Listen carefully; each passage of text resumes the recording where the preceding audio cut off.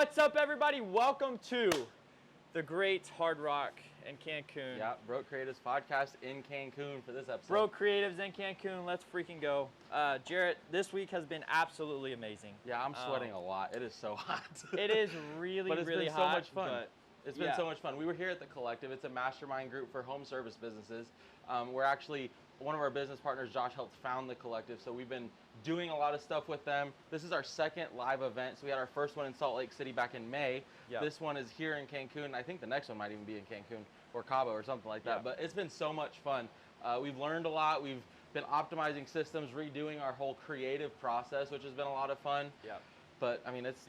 Yeah, I think we're definitely looking at a new look for Warplan Studios. That's really been the biggest thing for us right now.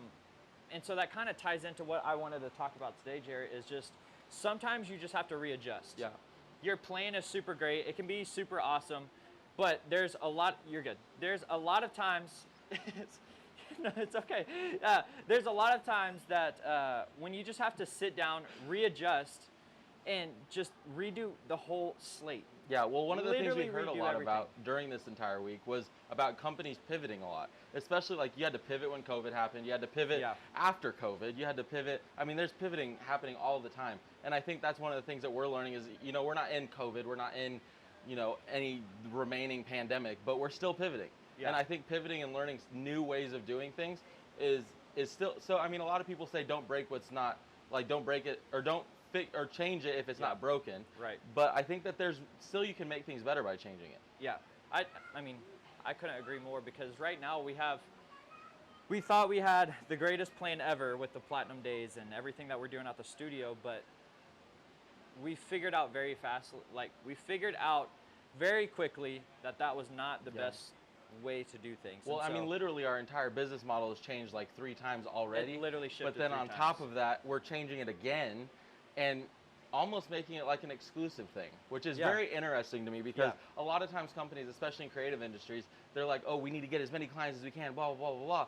And now we're shifting in a direction where it's like almost an invite-only situation, which is interesting, but it's actually really cool the way it's working. Yeah, I think, I mean, just to kind of recap this week, I think there's a lot of, so have we shared a little bit about the Collective?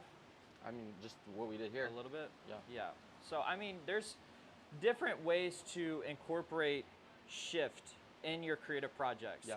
And the reason I say that is because you have to surround yourself with people, your network, in order to help you develop a new system. Yeah.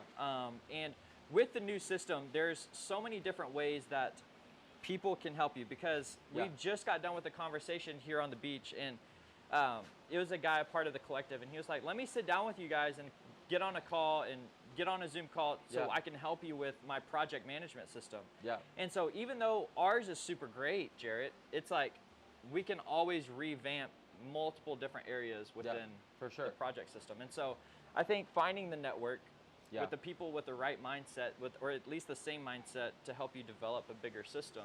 Yeah.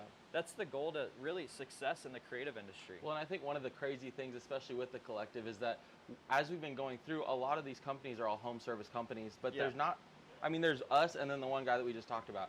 He's in the creative industry. And so really a lot of people don't understand fully what the creative industry is like. And that's even one of the things, like I did a presentation while we were here, and it was about communication, but the communication that happens in the creative industry is way different than the communication that happens in the home service industry. There's completely different dynamics, because I mean, we're talking about, like, in the creative industry, we have people that don't know what they want, which I'm sure you guys can relate with, don't like it, but they don't know what they like. They just know that they don't like it.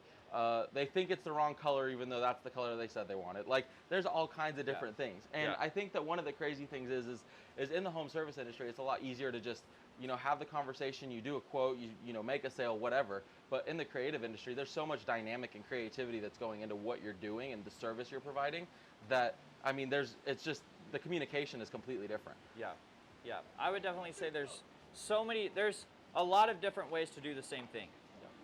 But what's a way that works for you specifically? And it's going to take time. It's going to take the effort, and it's going to take the energy, the sweat, blood, tears to figure out the best system that works for you. Yeah. And so once you figure that out, it'll take off. Yeah, and I think that's one of the things, especially like with the creative industry, is like figuring out what systems work for you.